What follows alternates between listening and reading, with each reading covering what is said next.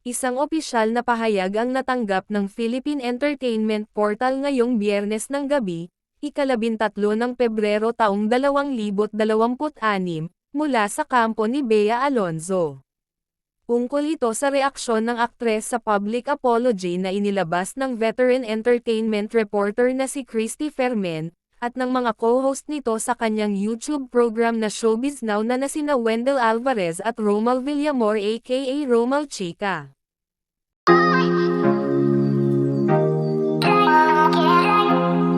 May kinalaman ang paghingi ng paumanhin ng 3 kay Bea at sa pamilya nito, sa demandang cyber libel na isinampa ng aktres sa Quezon City Prosecutor's Office noong ika-2 ng Mayo taong 2024.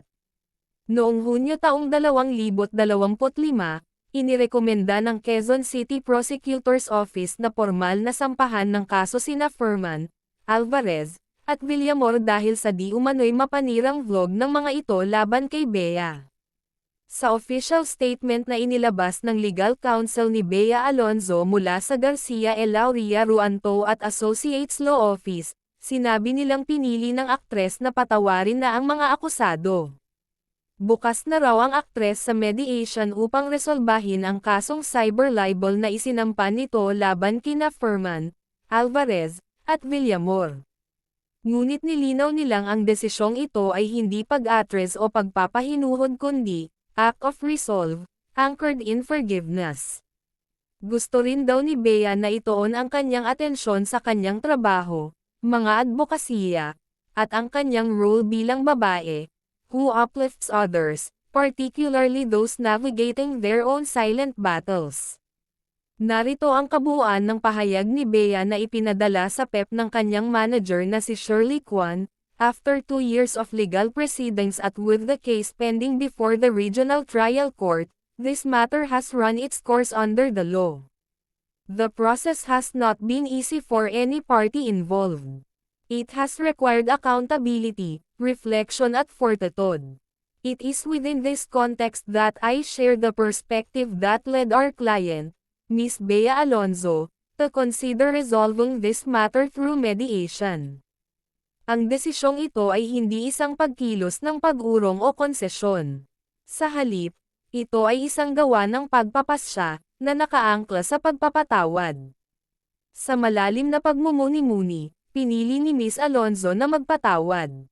Hindi dahil sa kahinaan kundi dahil sa lakas. Hindi para burahin ang ginawa, kundi para palayain ang sarili mula sa isang siklo ng pinsala at puot na hindi na nagsisilbi sa kanyang buhay o sa kanyang layunin. Tinitingnan niya ang kabanatang ito hindi bilang isang bagay na dapat isulong ngunit bilang isang bagay na isasara, na may biyaya, dignidad at kapayapaan.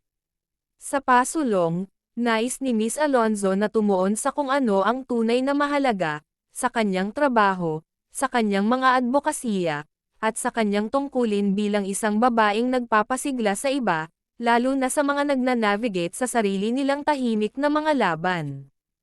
Hinihiling namin na ang sandaling ito ay makita kung ano talaga ito. Hindi lamang isang pagtatapos, ngunit isang malakas na pagpapahayag ng emosyonal na kapanahunan, personal na paglago at katapangan. Nagpapasalamat kami sa lahat ng patuloy na gumagalang sa legal na proseso at sangkatauhan sa likod nito. Nagpapasalamat naman sina nina Fermin, Alvarez, at Villamor dahil pinatawad sila ni Bea.